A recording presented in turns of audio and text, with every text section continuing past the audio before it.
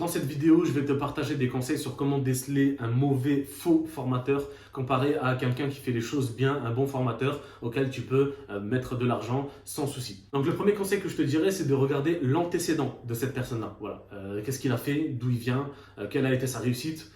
Qu'est-ce qu'il a fait, hein, tout simplement son parcours professionnel, et en même temps, est-ce qu'il n'a pas fait des arnaques, est-ce que c'est pas quelqu'un de mauvais, est-ce que c'est pas quelqu'un qui a une réputation un peu, voilà, tu vois, n'hésite pas à regarder un petit peu les avis sur ce mec-là, regarde un peu son profil, voir qui il est-ce que les gens l'apprécient vraiment. Alors je te dis pas de te méfier, je te dis pas de regarder le premier avis que tu trouves sur internet, hein, voilà, vous avez compris, on est en 2023 aujourd'hui, heureusement que les gens se basent plus sur le premier avis, ce qui était le cas à l'époque, mais voilà, il y a toujours des gens par ego ou par jalousie qui vont mettre des commentaires négatifs, parfois des faux comptes, c'est pas nouveau, c'est pas prêt de s'arrêter non plus. Donc voilà, je vous dis pas de regarder et de vous fier au premier avis que vous trouvez. Mais voilà, enquêtez un petit peu sur qui est ce formateur, d'où il vient, qu'est-ce qu'il a fait, est-ce que c'est quelqu'un qui est recommandé, est-ce que c'est quelqu'un que voilà, il y a une mauvaise réputation, c'est déjà le premier critère. Alors tu vas des fois voir sur internet des gens qui te diront ouais, lui il vend du rêve, achète pas sa formation. Mais je te dirais quand même de te méfier des vendeurs de rêves. Et je vais t'expliquer pourquoi.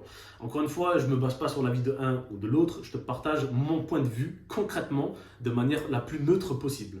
Alors, quelqu'un qui s'expose avec une grosse piscine, une montre, une voiture, il y en a qui te diront oui, il a réussi 100%, c'est sûr. C'est une bonne personne, il a des bonnes formations.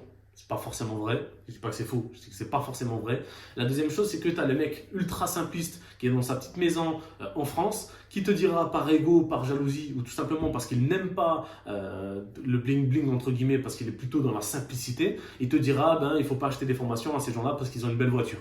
Voilà, encore une fois, on n'est ni pour un ni pour l'autre, nous on est au milieu. Ça ne veut pas dire que quelqu'un qui a une grosse voiture, voilà, moi un jour j'aurai forcément une grosse voiture aussi, ça fait partie de la vie, quoi. Je veux dire, c'est une réussite, tu es bien content d'avoir une belle voiture. Alors je dis pas qu'il faut l'exposer sur toutes tes publications ou dans toutes tes vidéos, très loin de là, mais tu peux être fier déjà de ton parcours et puis potentiellement en profiter aussi pour prouver que tu as une certaine réussite. Voilà, donc moi ça me paraît juste d'avoir cette vision-là. Voilà, encore une fois, ça ne veut pas dire que le gars qui a une grosse voiture, il a réussi d'une manière comment dire ça, d'une bonne manière, tu vois. Il a peut-être plus ou moins profité tu vois, des gens, etc., etc. Moi, quand je te dis qu'il ne faut pas suivre un vendeur de rêve, c'est un mec qui va te garantir un résultat. C'est le gars qui va te dire tu vas gagner 10 000 euros en une semaine. Pour moi, ça, c'est de la vente de rêve. Déjà, tu ne peux pas garantir un résultat quand tu vends une formation. Ça commence par ça. Donc, quelqu'un qui te garantit un résultat en chiffres, hein, je parle, qui te dit 10 000 euros en une semaine. Oublie, c'est pas possible. Je dis pas que c'est impossible, je dis que c'est pas possible dans le sens où il peut pas garantir à tout le monde un certain chiffre. Il y en a qui le feront, c'est clair et net. Il y en a qui gagneront plus même, mais tu peux pas garantir à tout le monde un même chiffre. Donc pour moi, ça c'est de la vente de rêve. Vente de rêve, c'est pas avoir une belle voiture, une belle maison, une belle montre dans ta vidéo. Voilà, ça ne veut rien signifier sur la qualité du formateur. Et troisièmement, c'est quelqu'un qui te vend l'expertise de quelqu'un d'autre. Alors, je ne dis pas que c'est forcément de la mauvaise formation, je dis que je ne suis pas forcément en accord avec ça, tu vois. C'est-à-dire que le mec qui te dit, comment il s'appelait là, Andrew, je sais pas quoi, qui vendait aussi des formations, il y a un mec qui a acheté sa formation juste pour voir un petit peu, et on se rend compte que dans la formation, 90% c'est même pas lui qui fait la formation. Donc il te vend une formation par rapport à son image, mais c'est 90% de d'autres formateurs. Donc j'imagine qu'ils prennent une part, qu'il y a un arrangement, etc.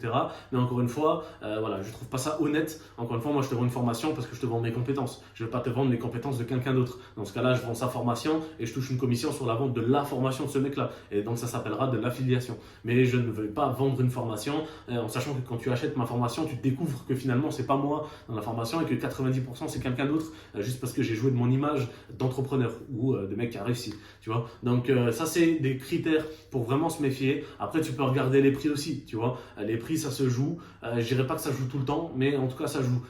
Des formations en marketing de réseau, si le mec il te vend une formation à 2000 euros, tu as compris que le mec se fout de toi et qu'il veut juste gagner de l'argent sur toi.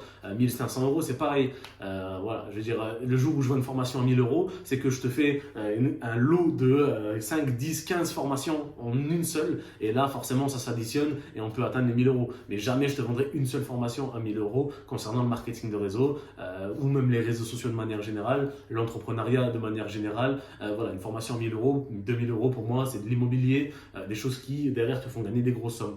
Donc voilà un petit peu mes conseils sur comment reconnaître un faux ou mauvais formateur comparé à des gens qui font les choses bien. Regarde les antécédents, regarde un petit peu tous les critères que je t'ai dit et tu trouveras chaussures à ton pied. Voilà, je te dis à bientôt pour une prochaine vidéo. Ciao ciao.